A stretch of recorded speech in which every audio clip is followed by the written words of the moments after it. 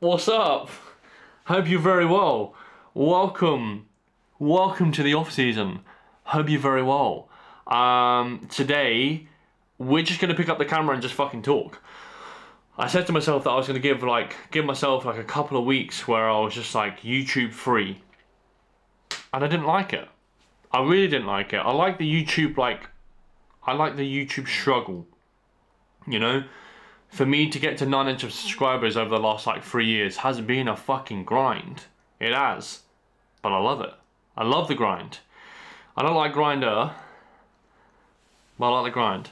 Anyway, we're just gonna pick up the camera and then just see where this fucking takes us. We have a new split. We have a new trajectory, and we'll just take you through the journey. We are about to go and train pull and hamstrings. We'll basically explain some rationale between sets, and then we'll go through that. Undecided whether I'm going to do a voiceover or the lapel mic, but I suppose we'll decide that in a bit. Anyway, we're going for meal one, and meal one is going to be it's this, which is 75 grams of cream of rice. It's also a scoop of protein, and then some mixed berries and some dark chocolate. We might be gone from the whole protein bar situation, because as you well know, I'm a keen lover of protein bars. However, because my food is actually pretty high right now, I'm trying to actively push in a lot more food in the morning, and I'm also reacting quite nicely to this concoction because it is quite light, and also it's rice based, so it's digesting very well. So traditionally, yeah, I don't get on with like a lot of food in the morning, just from a digestive standpoint, but this is going down a treat. So, which is good. I'm noticing a little bit more energy within the sessions. So, yeah, that's basically what we're doing right now. So, and now that we've digested the food, we're gonna go for a pump formula. I've had a Monster, so basically, I'm just gonna use a non-stim pre-workout. To be honest, I think I've said this like 40 times. I just prefer a non-stim pre-workout to a stim.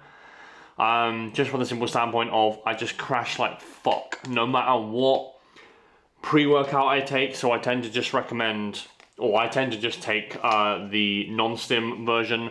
And then for intra-workout, we have the hydration, which is fucking epic. I mean, obviously from the hydration status situation, like the panel is pretty good, but I'm also go towards the taste.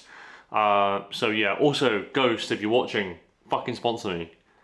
The amount of people that I plug to go towards your company, it deserves some financial incentive. It truly does. Yeah, I don't know if anyone actually, I wonder if someone actually subscribes who is somewhat of a member at Ghost. I doubt it. For now, we'll just plug for free. Anyway, we'll be like Kanye West with Balenciaga. Anyway. Oh, fuck off. You just... Yeah, I think that's alright. I just spilled it everywhere. Anyway, see you at the gym. Welcome to gym. Hope you're well. I thought I'd do a voiceover. Really, realistically, I didn't really think I was going to do a voiceover. However, Nat took the other car, which has the Rode mic in it. So, yeah, very, very first world problems, I'm not going to lie. But we couldn't lapel mic it, which is all good. I kind of prefer voiceover styles anyway. So, we're going to get into how I'm actually structuring this pull and hamstring day. Now, I've got 2 pull and hamstring days. I've also got a push and quad day ×2. But yeah, we're just basically going to talk about this one right now and talk about like the general setup and kind of like my thought process surrounding programming. I actually am programming myself again, which is actually quite nice, to be honest. I haven't really done it in a hot minute. So yeah, it's actually quite nice just to kind of like think about my weaker areas and where I need to attack and stuff like that. So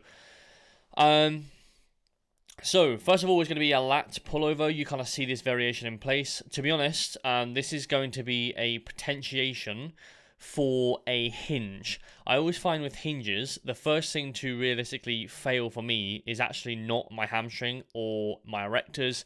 It's actually two things, to be honest. Number one, grip, which is actually why I failed this one. Grip and also just lats. They tend to like misfire, especially in like heavier rep ranges.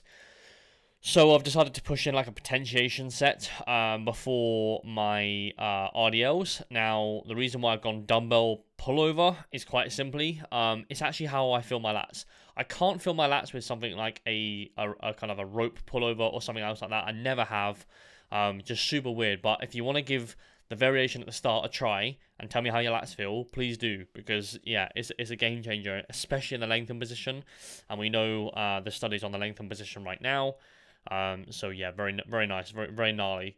You also work the lat in this whole range. So then we go into RDLs, very simple. So there's one set of pullovers, one set of RDLs, and then we have two sets of T-bar. I don't really need to go into too much explanation surrounding the T-bar, to be honest. I mean, it's just a nice, big, heavy movement, and especially if I pushed in a bent over row there, then what's gonna happen is I'm gonna suffer a lot with just like, I suppose, like lower back loading. So I've just gone for an RDL, then I go into like a bent over row, for example, and yeah, I'm just gonna be hella fatigued, especially throughout these kind of movements here. So we've gone for a chest supported row variation, and we have two sets of that, just from a whole back movement with a T-bar. I don't really like try and challenge or kind of target specific areas in terms of like the back with something like a T-bar row. It's just one of them ones where I know it's hitting quite a lot of my back, including lats, erectors, rhomboids, everything really, rear delts.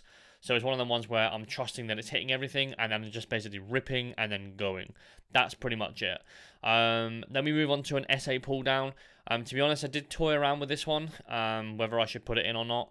Just from the simple standpoint of it was realistically hitting a lot of my teres major, more so than my lat. However, at this setup here, I've actually found that it does hit my lat quite nicely. We then move on to an upper back variation. So understanding this like pull and hamstring day, realistically it's pull, just with some RDLs. That's basically the kind of like the intention with this one right now, is to gun hinges and just try and blow up my whole back. That's pretty much it. Like, a lot of my back has actually grown significantly this past off season, and I expect the same thing this off season by realistically doing the same thing, just obviously just getting stronger. That's pretty much the goal here. So yeah, a lot of pulling. Like, we've already gone through like what 2-3 pulls right now. This is the fourth variation of pulling realistically. And yeah, it's an upper back row. We got like a gym pin attachment with prime handles because we are fucking optimal. We also introduced the prime handles again to a low lat row. So understand we've gone lat pullover, RDL. So they're both one set, two sets of the T-bar row. Just keeping it, I suppose, like chest supported to stop lower back loading.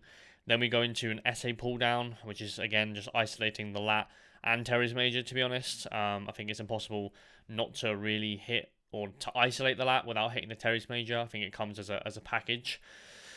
So that's two sets of that, and then we go into an upper back row, which is two sets again, and then we go into a low lat row, which is one set.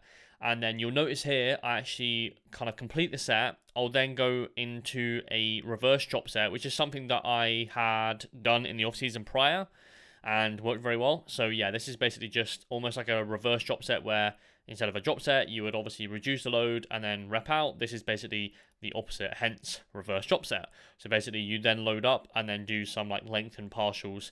That, in my opinion, is the best way to, we have all these studies about lengthen partials and stuff like that. That's realistically the best way, in my opinion, and the most practical way to plug it into your program, rather than doing everything lengthen partials. To me, doing stuff like that is going to be far superior, and it's super trackable as well. That's my kind of gripe with like lengthen partials, is it's super hard to track in the logbook. So, and then we finish off with not one, not two, not three, but 4 sets of bicep curls. Something that I am doing right now is basically just, yeah, working more than 2 sets at the minute with biceps, and it is already paying dividends, and it's only week 2, so that's good. Anyway, that's pretty much the setup. Get back to the fucking vlog. I dare ya. And you're back in room. We have Cocoa Pops. We have Cocoa Pops with oat milk, and then basically on the top is like kind of like a away sludge, and this right now is very, very nice. I'm gonna have this immediately post-workout. I'm gonna go through a few things. Number one, we're gonna go through the training split. You've obviously gone through day 1 today. There's obviously, the next one you're gonna see is gonna be day 2. I don't need to explain the rest. So yeah, we're just gonna walk through the new split like that. Realistically, we're gonna be running this split for at least 18 months, if not more, subject to obviously something drastic happening, like a massive injury. Touch wood, that's not gonna happen. But the last split that I run, I pretty much run for 18 months. So, and that's, to be honest, not too dissimilar to what we've been running now. But yeah, I'll basically run you through that. I'll also run you through the meal plan, because essentially we are getting pushed towards a meal plan in the off season. Couple of reasons why, but basically, number one reason is convenience. At the weekend, I'll probably like freelance it just a little bit, pick up my MyFitnessPal. But I think it's quite important in an off season to just switch off my MyFitnessPal and then just be on autopilot for a bit. I think in a prep, you are so like anal with everything. It's very important that you're not anal all the time. Otherwise, you tend to burn out. And I see it time and time again. So with my comp prep athletes, I'll get them to track absolutely everything. And then at the end of prep, I'll basically get them to switch more so towards a meal plan and then just ramp up calories like that, essentially. So yeah, that's basically what we're gonna do. Anyway, I'll leave you guys there, but quite essentially the new split is a pull push ×2. If you look at it from I suppose like a broader brush, I think that realistically it's like an anterior posterior ×2, or posterior anterior ×2. But yeah, so far I've been running it for a week and a day, and I fucking love it. So that's a good sign. And it's also nice to have like a pump in the gym, and yeah, just generally a good time with it all. Anyway, I'm gonna let you go. Hope you're well. Viva la vlogs. They'll be back with a vengeance the whole off season. And yeah, Road to Classic is on.